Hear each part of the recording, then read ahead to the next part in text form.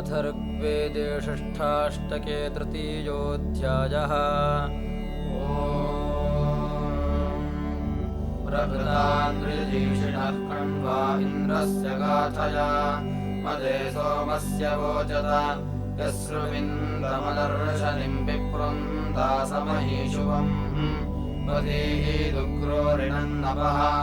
गर्भुदस्य विष्णवम् वर्ष्माणम् बृहदस्तिर कृशेतदिन्द्रवंस्यम् प्रतिश्रुताय वो धृषत्तूर्णाः शन्नगिरेरथि कुबेषु शिप्रभूतये सघोरश्वस्य विव्रजम् मन्दानः सोम्येभ्यः पुरन्नशूरदर्शसि यदि मे रारणः सुत उक्थे वादधसे जनाः आरादुपस्वधागहि वयङ्घादे अविश्मसि स्तोतार इन्द्रगिर्वणः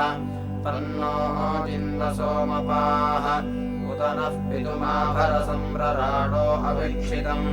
मखवन्भूरिदेवसु उत नो गोमतस्कृतिहिरण्यवतो अश्विनाः क्रीडाभिः संरभेमहि बृहदुक्थम् हवामहे सुप्रकरस्तमूतये साधु कृण्वन्तमवसे यः संस्थेतिच्छतक्रतुरादीन् कृणोति वृत्रः चरितृभ्यः पुरोवसुः स नः शक्रश्चिदाशकद्दानवाम् अन्तराभरः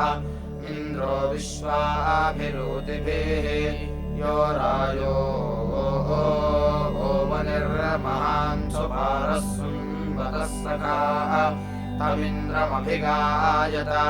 आयन्तारम् महि स्थिरम् पृतना शुश्रभोजितम् भूरेरीशानमोजसा न गिरस्य शचीनान्नियन्ता सोदृतानाम् न गिर्वक्ता न दादिति न नूनम् ब्रह्मणा मृणम् राशूनामस्ति संवताम् न सोमो अप्रतापपे पन्य इदुपगायतपन्य उक्थानि शंसत ब्रह्मा कृणोतपन्य इत पन्यादर्दिरच्छता सहस्रावाज्यवृतः इन्द्रो यो यज्वनो वृथः विशोचरस्वथा अनुकृष्टीनामन्बाहुवाः इन्द्रपिबसुतानाम् पिबस्वथैनवानामुतयस्तु क्रियेसजाः उतायमिन्द्रयस्तव अतीहि मन्युषाविणम् सुषुभाम् समुपारणे इमम् रातम् सुतम् पिब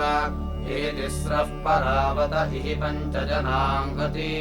धेनाः इन्द्रावजाकशत् सूर्यो रश्मीयथा सृजात्वा यच्छन्तु मे गिराः निम्नमापो न सध्यग् अध्वर्यवातु हि शिञ्च सोमम् वीराय शिप्रिणे फराः सुतस्य पीतये य उद्नः फलिगम् हिरण्याक्सिन्धूङ्ग्रवासृजत् यो गोषु भक्वन् धारयत् अहन् वृत्रवृचीशम और्णवाभमहीशुभम् हिमेनाविध्यदर्बुदम् प्रव उग्राय निष्ठुरेषाळ्हाय प्रसक्षिणे देवत्तम् ब्रह्म गायत यो विश्वान्यभिव्रता सोमस्य मदे अन्धसः इन्द्रो देवेषु चेतति इहत्यासथमाद्या हरिहिरण्यकेश्या वोढ्हामभिप्रयोहितम् अर्वाञ्चन्त्वा पुरुष्टुतप्रियमेधस्तुता हरिः सोमपेयाय वक्षतः वयम् गत्वा सुतावन्त आपो न वृक्तपर्हिषः पवित्रस्य प्रस्रवणेषु वृत्रहन्परिस्तोतार आसते स्वरन्दित्वा सुतेन रोपसो निरेक उक्थिनाः कदा सुतन्त्रषाण ओक आगम इन्द्रस्वब्दीपवंसलः कण्वेभिर्धृष्णवाधृषद्वाजम् सहस्रिणम् विशङ्गरूपम् मघवन्विचर्षणे मक्षो गोमन्तमीमहे पाहि गायान्धसोमद इन्द्राय मेध्यातिथे यः संविष्टो हर्योर्यः सुते सजाः वज्रीरथो हिरण्ययाः यस्सु शव्यस्सु दक्षिण इनो यस्सु क्रतुर्गृणे य आकरः सहस्रायः शतामघ इन्द्रो यः पूर्भिदाहारितः यो धृषितो यो वृतो यो अस्ति श्मश्रुषुश्रितः विभो दद्युम्नश्च्यवनः पुरुष्टुतः कृत्वा गौरिवशाकिनः क ईं वेदसुते स चापिबन्तम् कद्वयो दधे अयं यः पुरो विभिनत्योजसामन्दानः शिप्यन्नसः दानामृगो नवारणः पुरुत्राचरथम् दधे न किष्ट्वा नियमदा सुते गमो महांश्चरस्योजसा य उग्रः सन्नरिष्कृतस्थिरो रणाय संस्कृतः यदि स्तोतुर्मघवाः शृणबद्धमन्येन्द्रो यो सत्यागमत् सत्यमित्था वृषेदसि वृषज्योतिर्नो वृतः वृषाह्युग्रशृण्विषे परावति वृषो अर्वावति श्रुतः वृषणस्ते अभीशवो वृषाकषाः हिरण्यये वृषारथो मघवन् वृषणा हरि वृषात्वं शतक्रतो वृषासोताः सुनोतु ते वृषन्नृजे भिन्नाभर वृषादधन्वे वृषणन्नदीष्पादुभ्यं स्थादर्हरीणाम् ऐन्द्रयाहि पीतजे मधुषविष्ठसौम्यम् नायमच्छाः मघवाः शृणवद्गिरो ब्रह्मोक्था च सुक्रतो वहन्तु त्वा रथेष्ठामाहरयो रथयुजाः तिरश्चिदर्यं सवनानि वृत्रहन्नेषाञ्जाशतक्रतो अस्माकमद्यान्तमं स्तोमं धिष्ममहामः अस्माकं ते सवना सन्तुषन्तमामदायत्युक्षसोमवाः न हिषस्तवनो मम शास्त्रे अन्यस्य रण्यते यो अस्मान् वीर आनयत् इन्द्रश्चिद्घातदब्रवीत् स्त्रिया अशास्यं मनाः उतो अह क्रतुम् रघुम् सप्तेः चिद्घामदच्युता मिथुना वहतो रथम् एवेद्धोर्ष्ण उत्तरा अधः पश्यस्त्वमोपरि सन्तरां पादकौहर मातेः कशप्रगौ दृशन् स्त्रीः ब्रह्मा बभूविथ ऐन्द्रयाहि हरिभिरुपगण्डस्य सुष्ठुतिम् दिवो अमुष्य शासतो दिवञ्जयदिवावसो आत्वाग्रावावदन् निहसो वीघोषेण यच्छतु दिवो अमुष्य शासतो दिवञ्जयदिवावसो अत्रापि नेमिरे एषामुरान्नतो नुते वृकाः दिवो अमुष्य शासतो दिवञ्जयदिवावसो आत्ताकण्वाः यावसे हवन्ते वाजसादले दिवो अमुष्य शासतो दिवञ्जयदिवावसो तथा आमिते सुतानां वृष्णेन मुहुर्भवाय्यम् दिवो अमुष्य शासतो दिवञ्जयदिवावसो स्मत्पुरन्धिर्नागहि विश्वतोऽतीर्न ऊतले दिवो अमुष्य शासतो दिवञ्जयदिवावसो आनो याहि महेमते सहस्रोते शतामघ दिवो अमुष्य शासतो दिवञ्जयदिवावसो आत्वाहोतामनुर्हितो देवत्रावक्षदेट्याः दिवो अमुष्य शासतो दिवञ्जयदिवावसो आत्वाः मदच्युता हरेष्येनम् वक्षेव वक्षतः दिवो अमुष्य शासतो दिवञ्जयदिवावसो आयार्य आपरिस्वाहा सोमस्य पीतजे दिवो अमुष्य शासतो दिवञ्जयदिवावसो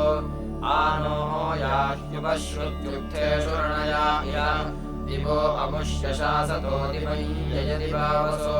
सर्वोपैरासुनो वै सम्भृतैः सम्भृताश्वः दिवो अमुष्य शासतो दिवञ्जयदिवावसो आयाहि पर्वतेभ्यः समुद्रस्याधिविष्टपाः दिवो अमुष्य शासतो दिवञ्जयदिवावसो आनो गव्यान्यश्व्याः सहस्राः शूरदर्द्रिः दिवो अमुष्य शासतो दिवञ्जयदिवावसो आनः सहस्रशोभरायुतानि शतानि च दिवो अमुष्य शासतो दिवञ्जयदिवावसो आयदिन्द्रश्च तद्वहे सहस्रम् वसुरोजिषः ओजिष्ठमश्व्यम् पशुम् यरुज्रावातरम् हसोरुषासोरघुष्यताः भ्राजन्ते सूर्याः इव पारावतस्य रातिशुक्रवच्चक्रेष्वाशुषो तिष्ठम् वनस्य मध्यः अग्निनेन्द्रेण वरुणेन विष्णुनादित्यैरुद्रैर्वसुभिः स चापुवाः स जोषसा उषसा सूर्येण च सोमम् पिबतमश्विना विश्वाभिर्ध्येभिर्भुवनेन वाजिना दिवा पृथिव्या त्रिभिः स चापुवाः स जोषसा उषसा सूर्येण च सोमम् पिबतमश्विना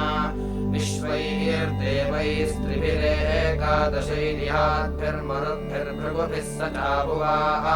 स जोषसा उषसा सूर्येण च सोमम् पिबतमश्विना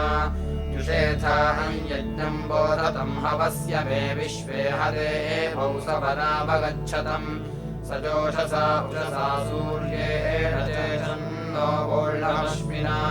स्तोमञ्जुषेथायुवशेव कन्यनाम् विश्वे हरेभौ सवनावगच्छतम् स जोषसा उषसा सूर्येण चेषन्नो वोढमश्विना गिरो जुषेथामध्वरञ्जुषेथाम् विश्वे हदेवौ सवनावगच्छतम् स जोषसा उषसा सूर्येण चेषन्नो वोढमश्विना वारिद्रवेव पतथोपनेदुपसोमम् सुतम् महिषेवावगच्छतः स जोषसा उषसा सूर्येण चत्रिर्वर्तिर्यातमश्विना हंसाविव पतथो अध्वगाविव सोमम् सुतम् महिषेवावगच्छतः स जोषसा उषसा सूर्येण चत्रिर्वर्तिर्यातमश्विना श्येनाविव पतथो हव्यदातये सोमम् सुतम् महिषेवावगच्छतः स जोषसा उषसा सूर्येण चत्रिर्वर्तिर्यातमश्विना पिबतम् च तृप्नुतम् चाचगच्छतम् प्रजाम् च धत्तम् द्रविणम् च धत्तम् स जोषसा उषसा सूर्येण चोर्जन्नो धत्तमश्विना चेतम् च प्रस्तुतम् च प्रचावतम् प्रजाम् च धत्तम् द्रविणम् च धत्तम्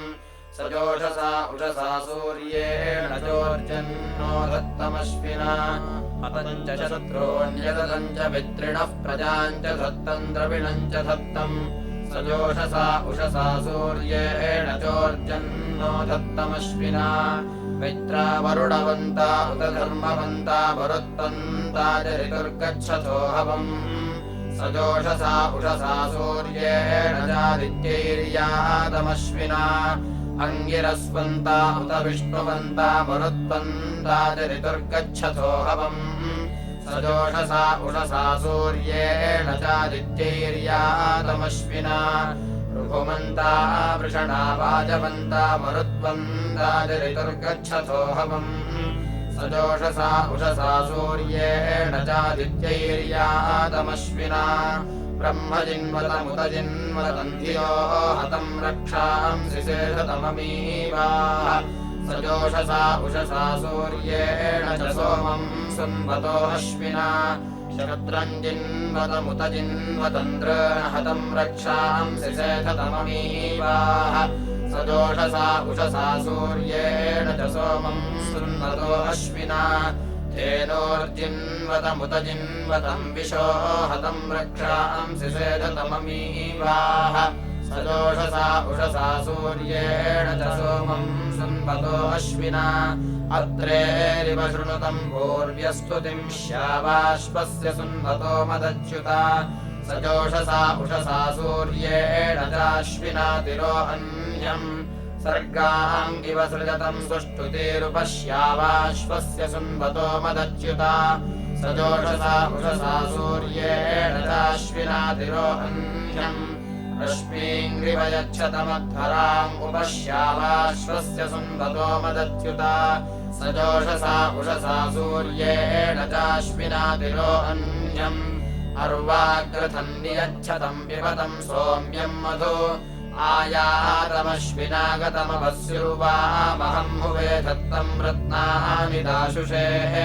नमो भागे प्रस्थिते अध्वरे नरा विवक्षणस्य पीतये आयातमश्विनागतमवस्युर्वामहं मुवे दत्तं रत्नानि दाशुषे स्वाहा कृतस्य त्रम्पदं सुतस्य देवावन्धसः आयातमश्विनागतमवस्युर्वामहं मुवे दत्तं रत्नानि दाशुषे अविदासि सुन्दतो वृक्तबर्हिषः पिबासो मम्मदायकं शतक्रतो यन्ते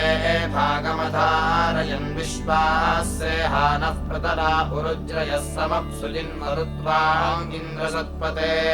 प्रावस्तोतारम् मघवन्नवद्वाम् पिबासो मम्मदायकम् शतक्रतो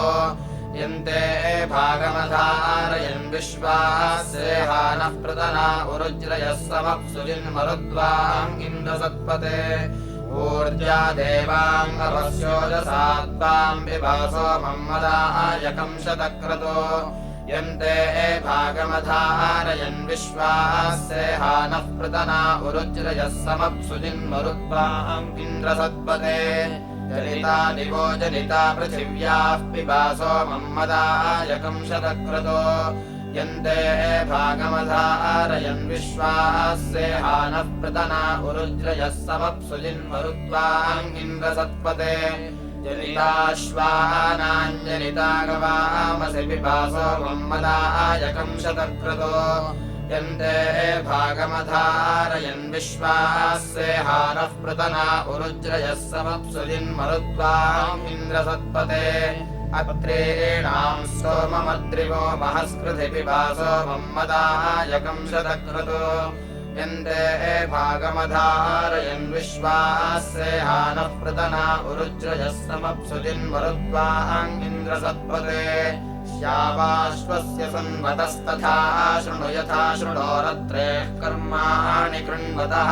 प्रत्रसदस्युमाविधत्वमेघ इन्द्रः ह्य इन्द्रब्रह्माणि वर्धयन् प्रेदम् ब्रह्मवृत्रतूर्येष्वाविधप्रसन्वतश्यतीपत इन्द्रविश्वाभिरोधिभिः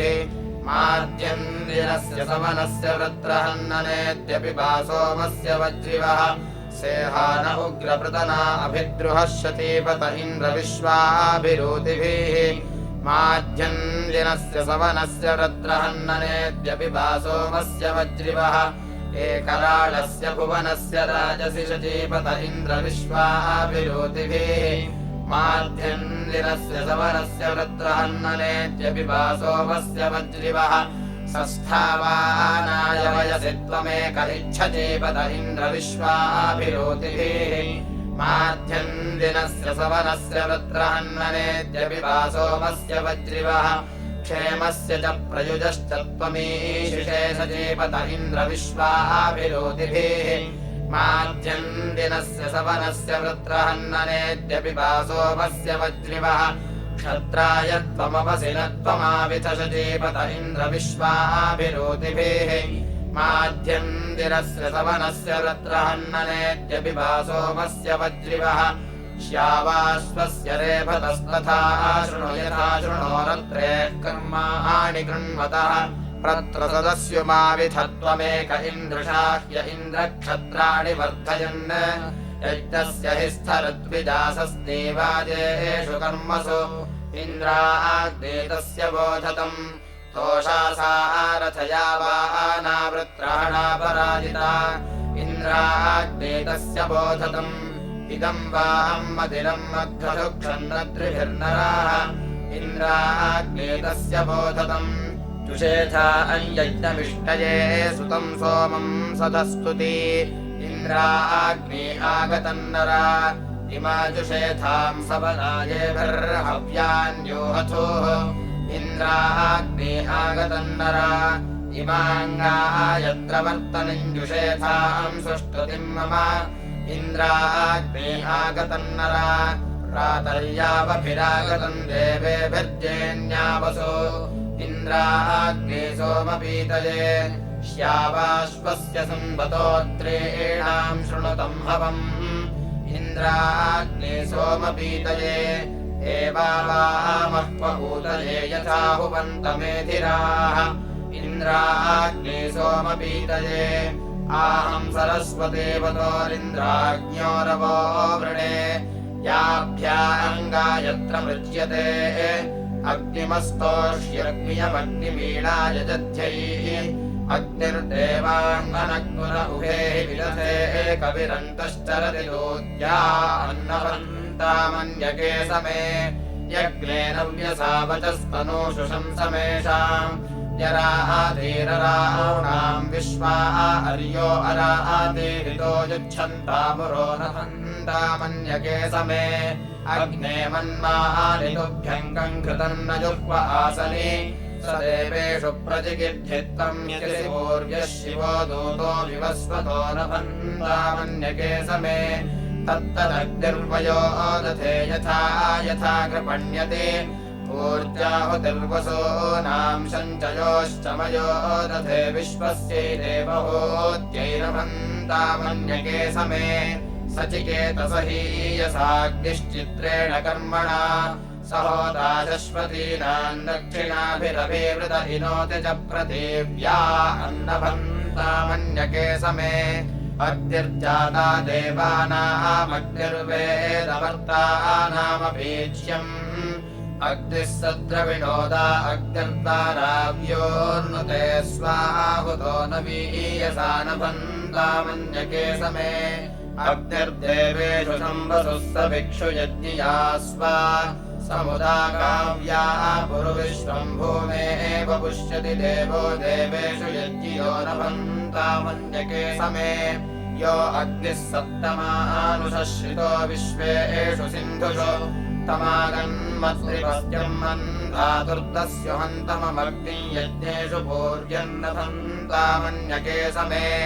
अग्निस्त्रीणि त्रिधातोऽन्याक्षेति विदधा कविः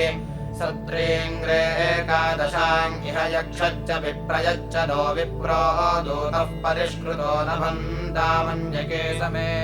पन्नो अग्न आयुषु त्वम् देवेषु पूर्व्यवस्वरेक इरज्यसे त्वामापः परिश्रुतः पर्यन्ति स्वसेतवो नभन्तामन्यके समे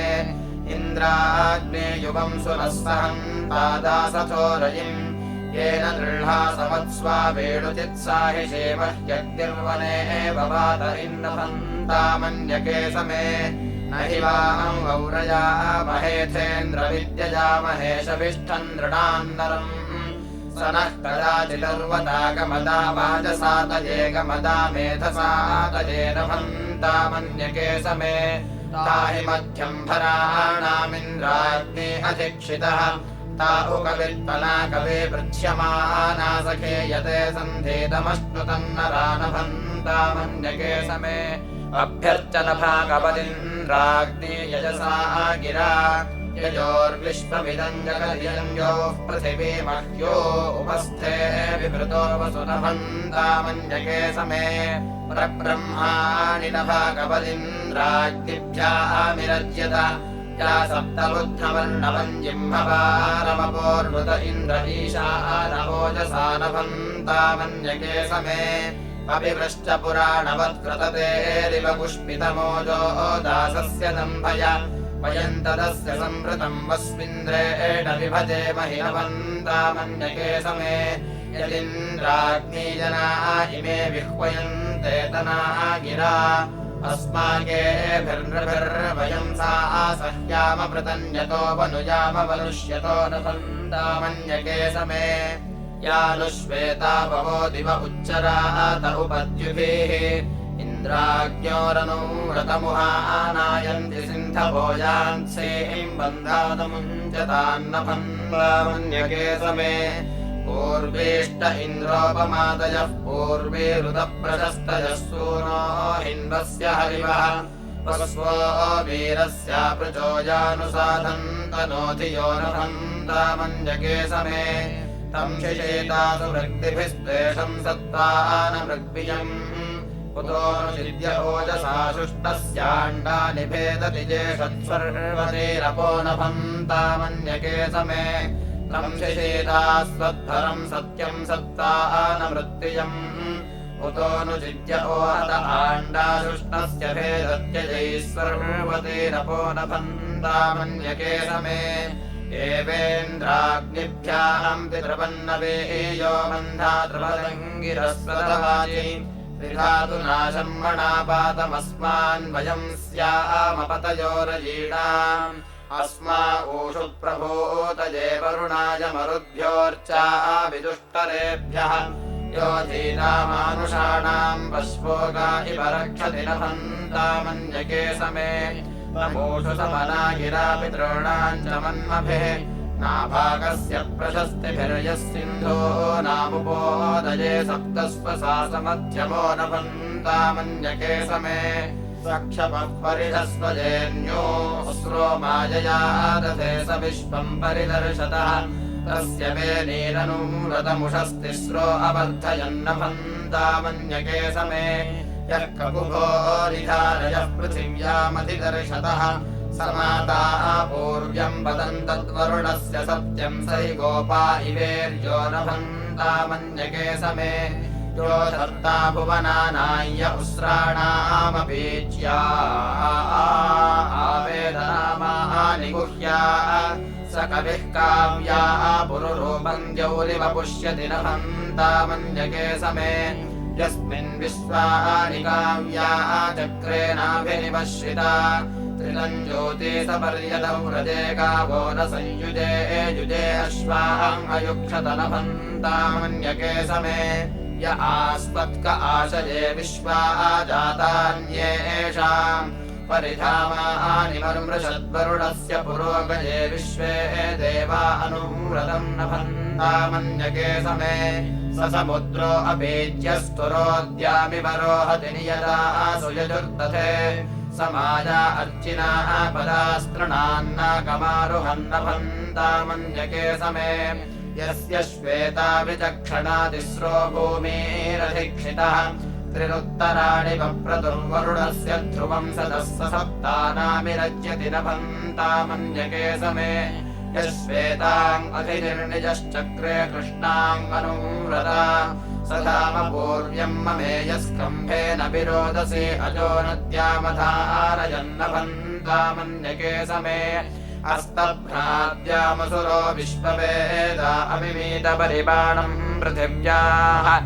आसेतद्विश्वा भुवनानि सम्राड्विश्वेत्तानि वरुणस्य व्रतानि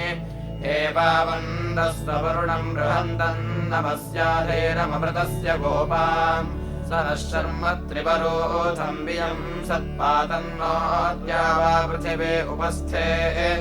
इमान् धियम् शिक्षमाणस्य देवक्रतुम् दक्षम् वरुणसंशिशाधि ययाति विश्वादुरितातरेम सुतर्माणमधिनावम् बृहेम आवाङ्ग्रावाणो अश्विनाथेभिर्विप्रा अजुच्यवुः नासत्या सोमपीतये नभन्तामन्यके समे यथा आवावत्रिरश्विना गीर्भिर्विप्रो अजो हवेत् नासत्या सोमपीतये नभन्तामन्यके समे एवावामह्वभूतये यथा हुवन्तमेधिराः नासत्या सोमपीतये नभन्तामन्यके समे इमे विप्रस्य वेधसोऽग्नेरस्तृतयज्वनः गिरस्तोमास ईरते अस्मै ते प्रतिहर्यते जातवेदो विचर्षणे अग्ने जनामि सुष्टुतिम् आरोका इव खेदः दिग्मा अग्ने तवद्विषाः तद्भिर्वनानि वक्सते हरयो धूमकेतवो वातजोता उपद्यवे यतन्ते पृथगग्नजाः एतेत्ये पृथगग्नज इत्थासः समद्रक्षत उषसामिव केतवाः कृष्णारजांसि वत्सुतः प्रजाणे जातवेदसः अग्निर्यद्रोधति क्षमे धासिम् गृह्णान ओषधेर्वप्सदग्निर्नवायते पुनर्यन्तरुणीरपि जिह्वाभिरहनन्नमदर्चिषा जञ्जणा भवन् अग्निर्वनेषु रोचते अप्स्वग्ने सतिष्ठवसौषधेरनुरुध्यसे गर्भे सञ्जायसे पुनः उदग्नेदवतद्घृता तच्चीरोचत आहुतम् हिंसानञ्जुह्वो मुखे उक्षान्नाय वशान्नाय सोमपृष्ठाय वेधसे स्तोमैर्विधेमाग्नये उत त्वा नमसा वयम् होतर्वरेण्यक्रतो अग्ने समिद्भिरेमहे उत त्वा भृगुवच्छुते मनुष्मदग्न आहुत अङ्गिरस्वद्धवामहे त्वम् ह्यग्ने अग्निना विप्रो विप्रेण संसथा सखा सख्या समिध्यसे सत्त्वम् विप्राय दाशुषे रजिन्देः सहस्रिणम् अग्ने वीरवदेमिषम् अग्ने भ्रातः सहस्कृतरोहितश्वशुचिव्रत इमम् स्तोमम् युषस्व मे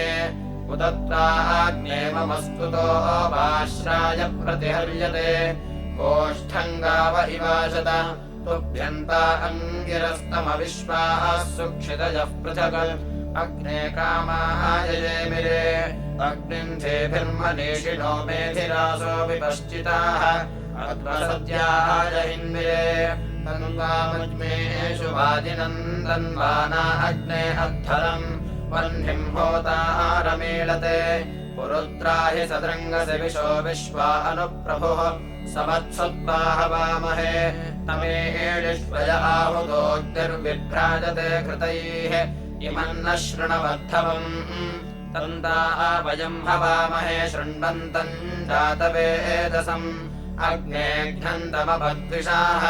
विशाम् राजानमद्भुतमध्यक्षम् धर्मणामिमम् अग्निमीळे स उश्रवत् अग्निम् विश्वायुवेपसंवर्यन्न वाजिनम् हितम् सप्तिन्न वाजयामसे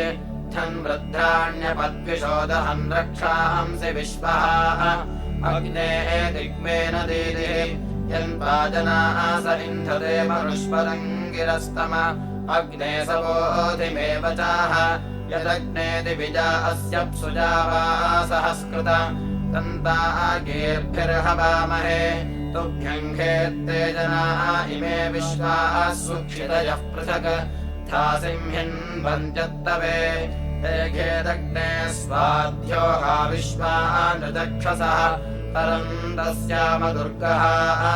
अग्निम् मन्द्रम् पुरुप्रियम् क्षीरम् वा वकशोचिषम् हृद्भिरमन्द्रेभिरेमहे सत्त्वमग्ने विभावसु सृजन् सौर्यो न रश्मिभिः शर्थन्तमांसि जिघ्नसे तत्ते सहस्व ईमहे धात्रम् यन्नो बलस्यते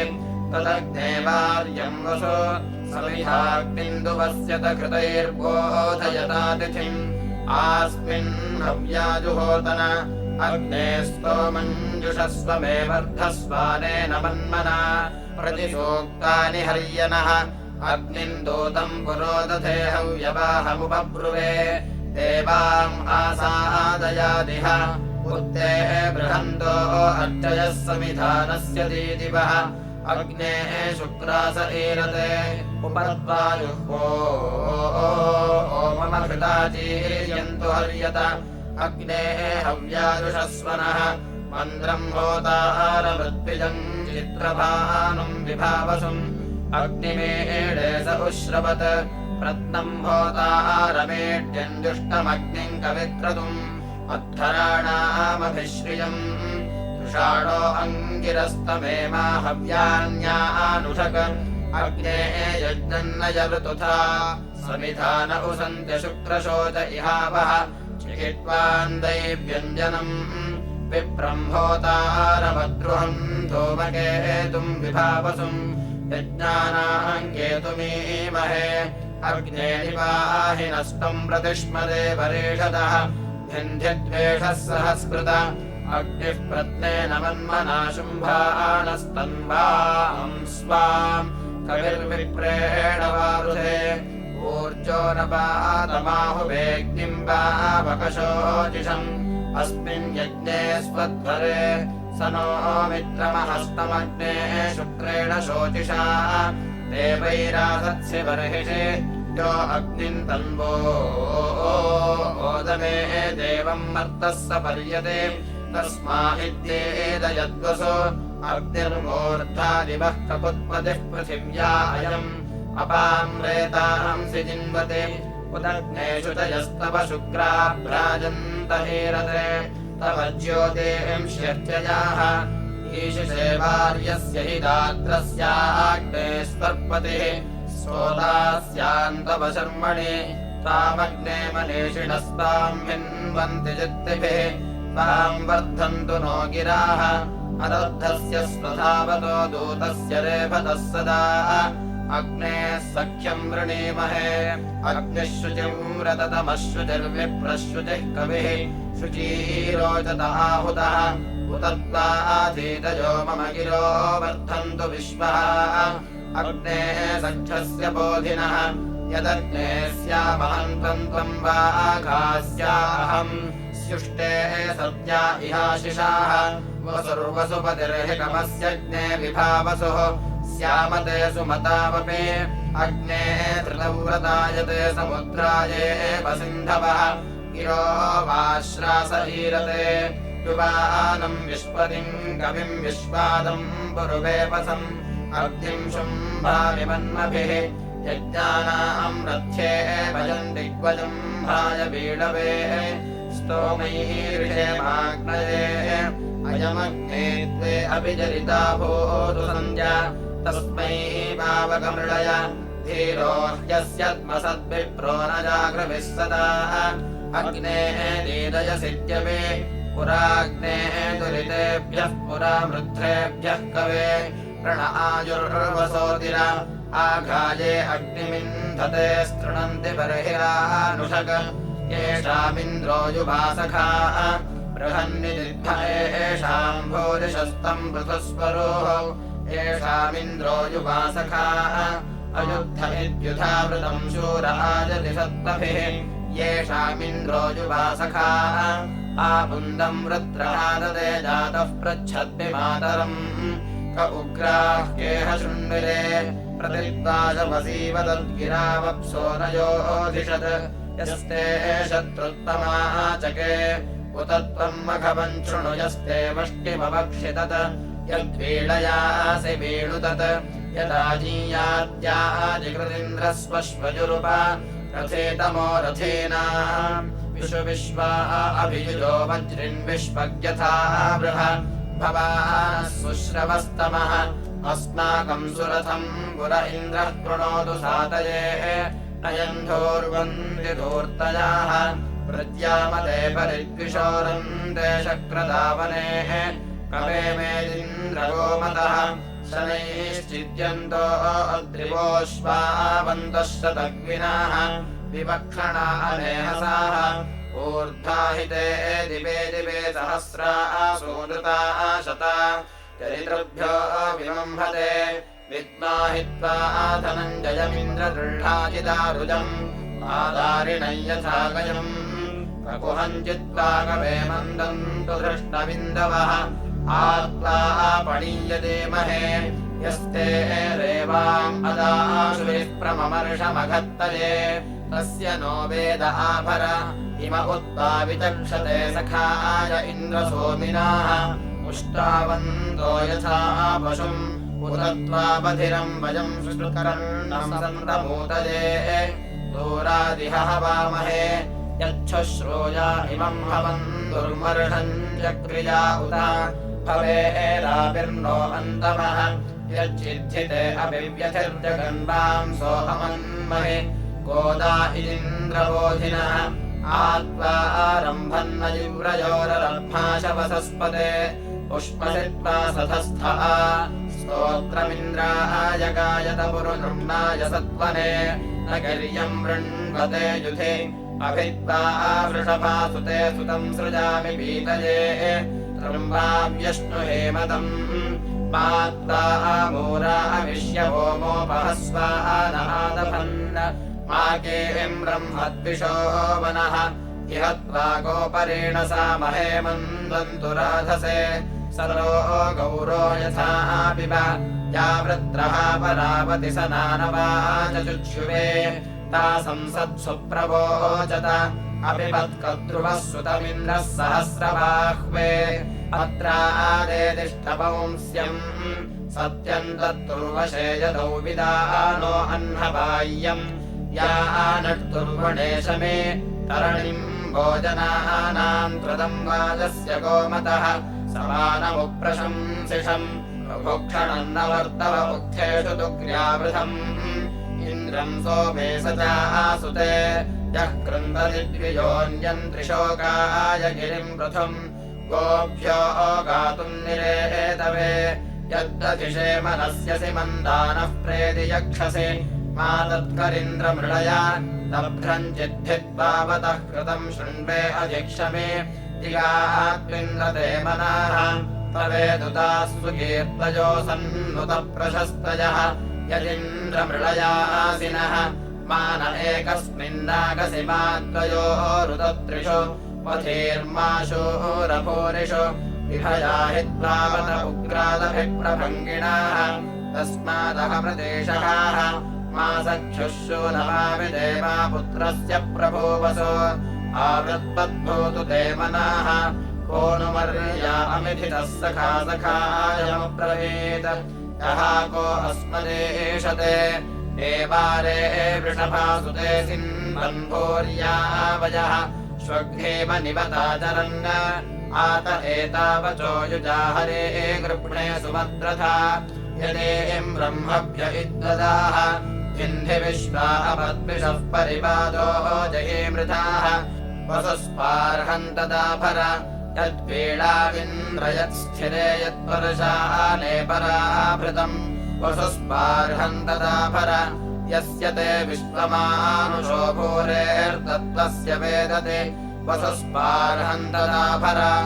इति षष्ठाष्टके तृतीयोऽध्यायः।